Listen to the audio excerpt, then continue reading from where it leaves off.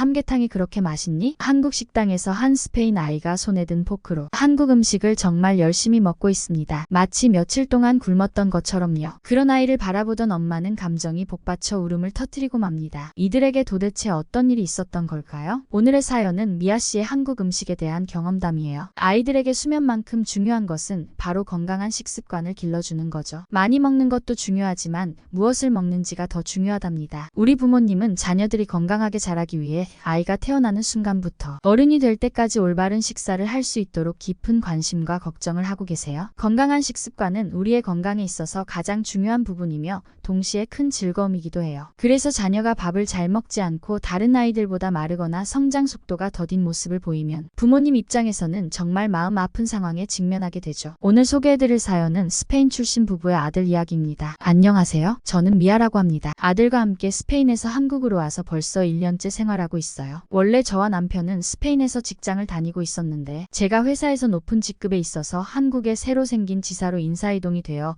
3년 동안 서울에서 생활하게 되었어요. 이렇게 한국에 온 지도 벌써 1년이나 흘렀네요. 아들은 현재 서울의 한 국제학교에서 중학교 2학년으로 다니고 있어요.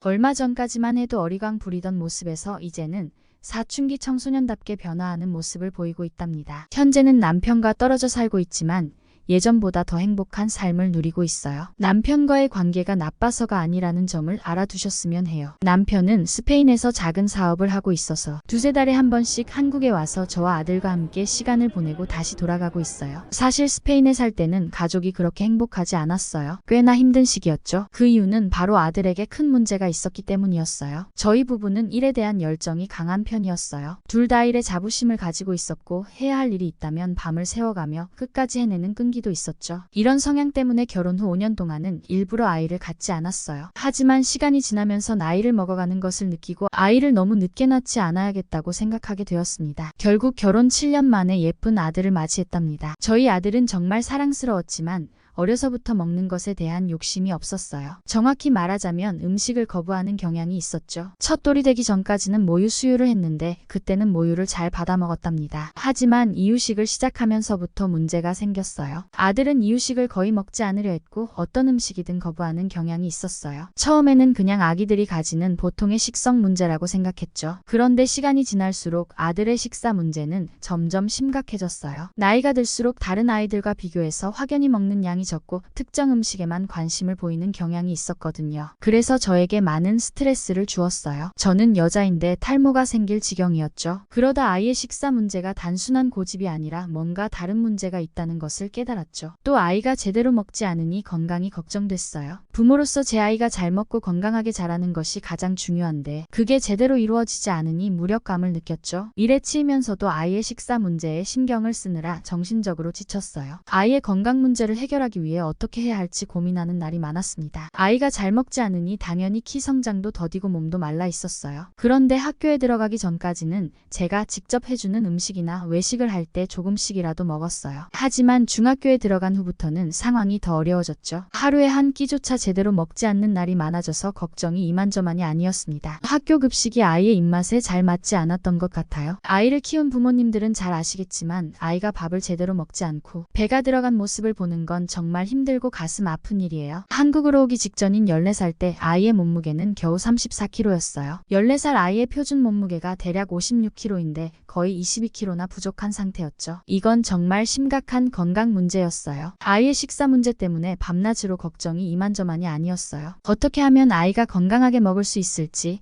영양이 골고루 들어간 음식을 어떻게 만들어줄지 고민이 많았죠. 제가 만든 음식을 좋아할까? 학교 급식은 잘 먹고 있는 걸까?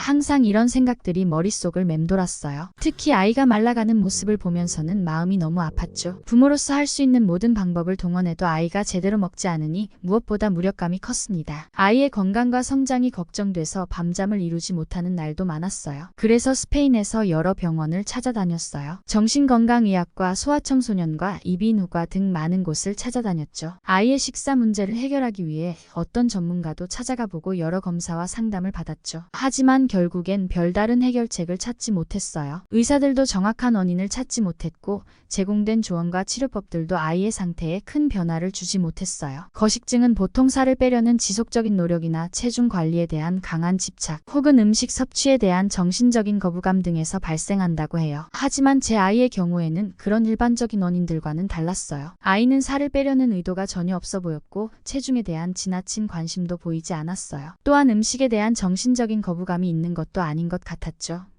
그래서 아이의 거식증 원인을 찾는 것이 매우 어려웠습니다.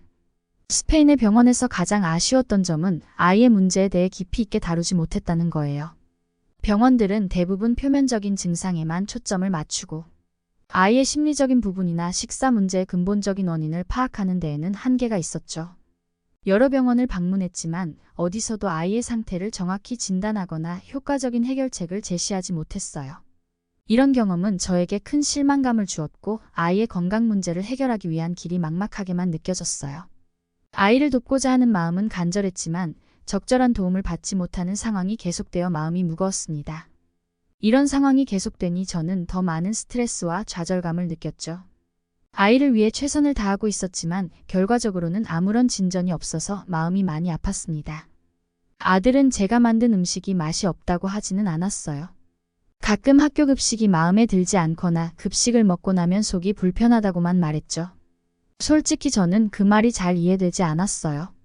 아들이 왜 음식을 거부하는지, 왜 특정 음식에만 반응하는지 이유를 몰라 답답했죠.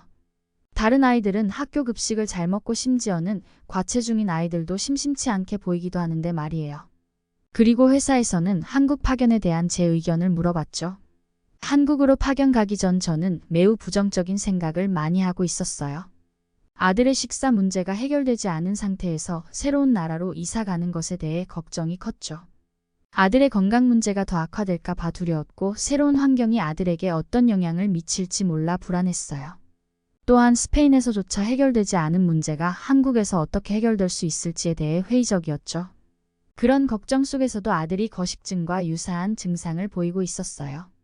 정상적으로 먹지 않는 것뿐만 아니라 체중 감소가 심각했고 어떤 음식에 대해서는 과도한 거부 반응을 보이기도 했죠. 이런 상황은 제 마음을 더욱 무겁게 만들었어요. 아들이 거식증과 같은 식사 장애를 겪고 있을지도 모른다는 생각에 불안감이 커졌고 이 문제를 어떻게 다루어야 할지에 대한 해답을 찾지 못해 막막했습니다. 그러던 어느 날 한국으로 파견 가기로 마음먹은 결정적 계기가 생겼습니다. 저는 회사에서 일하고 있었어요. 그때 아들이 학교 체육 시간에 갑자기 쓰러져서 병원에 급히 입원하게 되었어요. 저는 심장이 철렁했고 제가 어떻게 이런 상황까지 오게 놓았는지 자책했죠. 저는 급하게 소식을 듣고 병원으로 달려갔어요. 아들이 쓰러진 이유는 영양 부족과 체력 저하 때문이었어요. 제대로 먹지 않고 오랜 시간 지속된 영양 불균형이 결국 아들을 병원 침대에 눕힌 것이었습니다. 이 사건은 저에게 큰 충격과 함께 아들의 식사 문제를 더 심각하게 받아들여야 한다는 경각심을 주었죠. 제 아들이 이렇게 약해져 있는 모습을 보는 것이 너무나 가슴 아팠죠. 아들의 얼굴, 뼈 형태가 전부 드러나 있었고 약해진 몸을 보며 제가 더 잘해줄 수 있었는데 하는 후회와 슬픔이 밀려왔어요. 아들이 이런 상태에 이르게 된 것에 대해 자신을 탓하면서 무엇보다 아이를 제대로 돌보지 못한 것 같아 마음이 너무나 무거웠습니다. 병원에서 담당 의사 선생님은 아들의 빈혈 수치가 영양 부족으로 인해 매우 높다고 말씀하셨어요. 그래서 아들에게 필요한 영양분을 수액으로 공급하고 계셨죠. 하지만 의사 선생님은 더 중요한 문제를 지적하셨어요. 아들의 근본적인 식습관 문제가 해결되지 않는다면 앞으로도 같은 상황이 반복될 수 있고 상태가 더 악화될 수 있다고 말씀하셨습니다. 저는 이제 앞으로 아들의 증상을 고쳐야 될지 눈앞이 깜깜했습니다.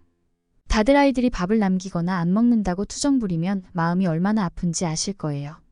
스페인에서 온갖 노력을 했지만 도무지 찾을 수 없었어요.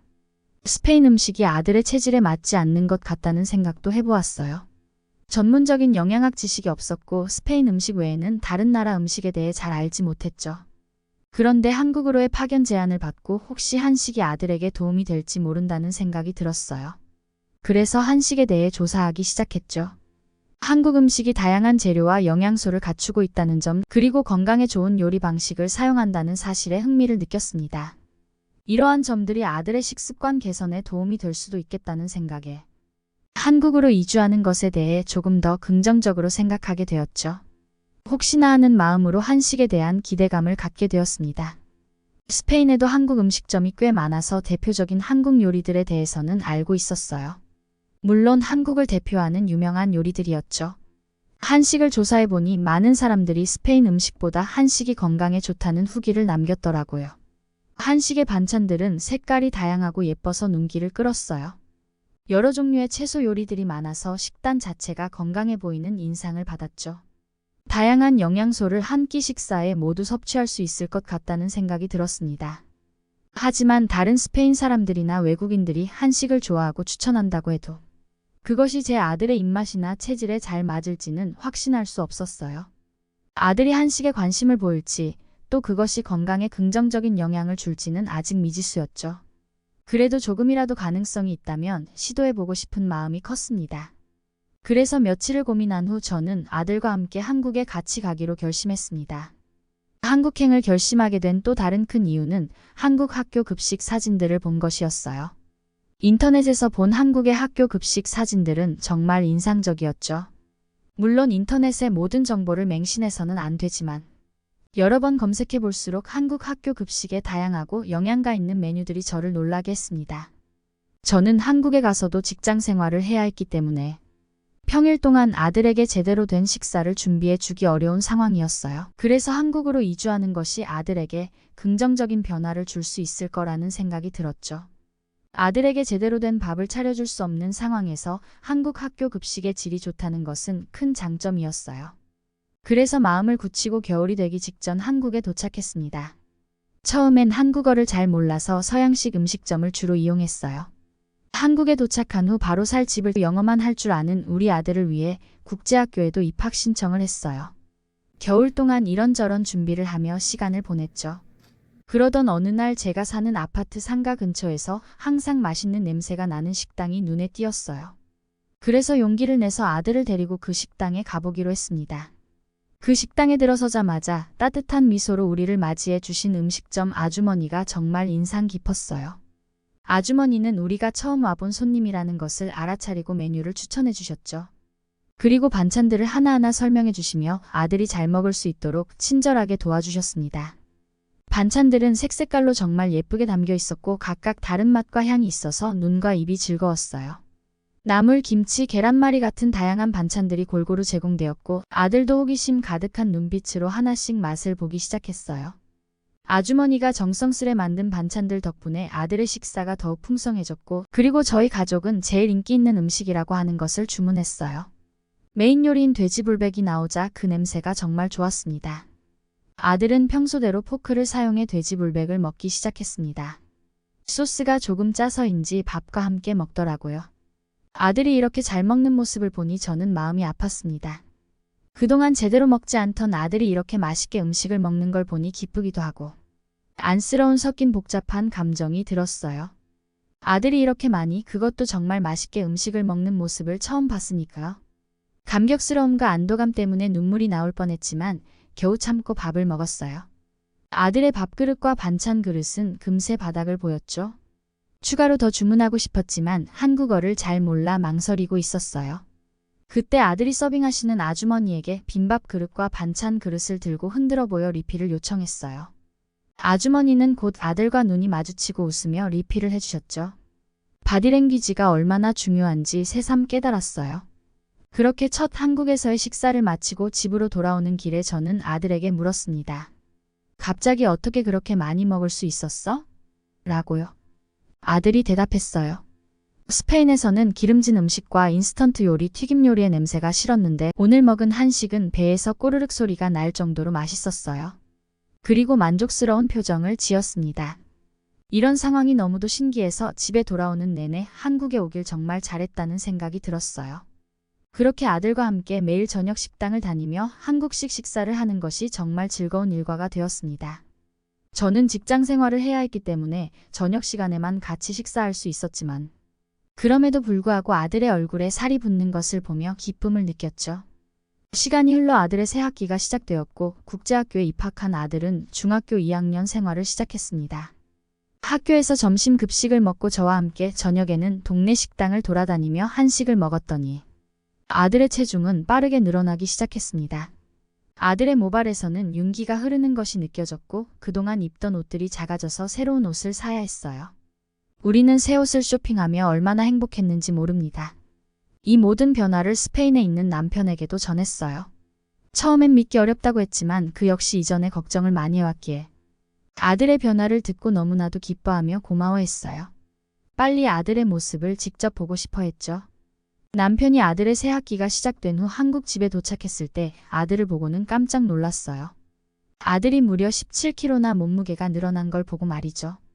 스페인에서는 항상 기운 없고 의욕 없는 모습이었던 아들이 한국에서 1년 만에 건강하고 늠름한 모습으로 아빠를 맞이하니 아빠로서는 너무나 감동적이었어요. 남편은 아들의 새로운 모습에 정말 놀라면서도 아들이 건강해진 것을 보고 굉장히 기뻐했습니다. 남편이 아들에게 물었어요. 그렇게 한국 음식이 맛있니? 아들은 환하게 웃으며 네, 한국 음식은 정말 제 취향이에요. 평범해 보이지만 이 대화는 우리 가족에게는 매우 의미 있는 순간이었어요. 음식이 입맛에 맞아야 제대로 먹을 수 있다는 단순하지만 중요한 진리를 깨달은 거죠. 이제 아들은 또래 아이들보다 훨씬 튼튼해졌습니다. 이 경험을 통해 저는 중요한 교훈을 얻었어요.